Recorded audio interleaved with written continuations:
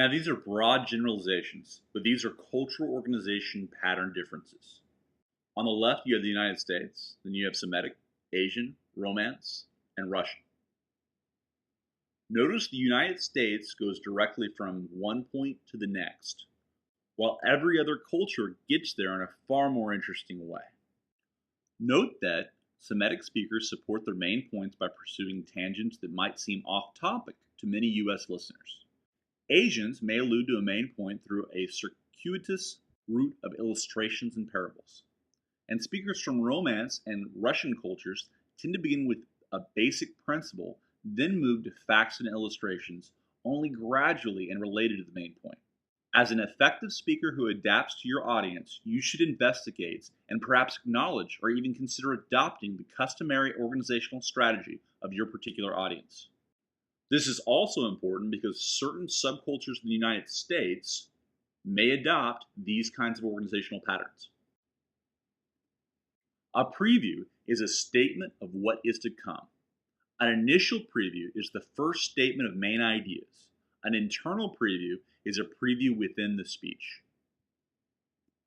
A signpost is a verbal or nonverbal organizational signal. A transition can be verbal and nonverbal, and it's a word, phrase, or nonverbal cue that indicates movement from one idea to the next, or the relationship between ideas. It's very important to use signposts, transitions, and previews throughout your speech.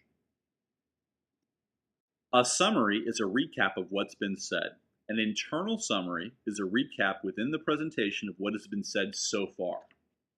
A final summary is a recap of all the main points of a presentation, usually occurring just before or during the conclusion.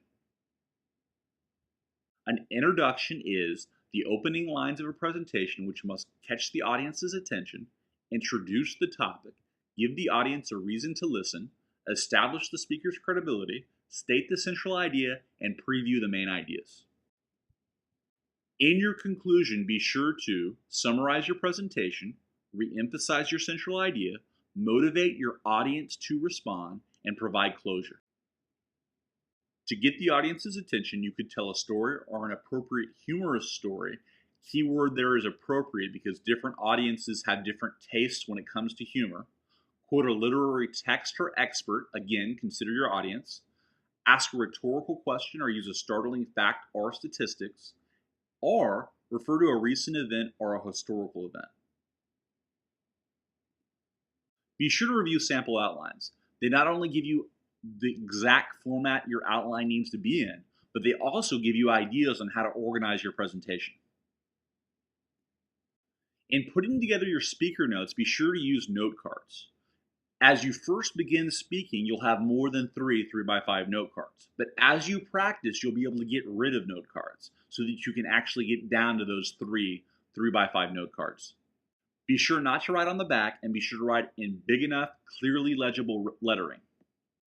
Include abbreviated introduction and conclusion, include supporting material and signpost, and include delivery cues.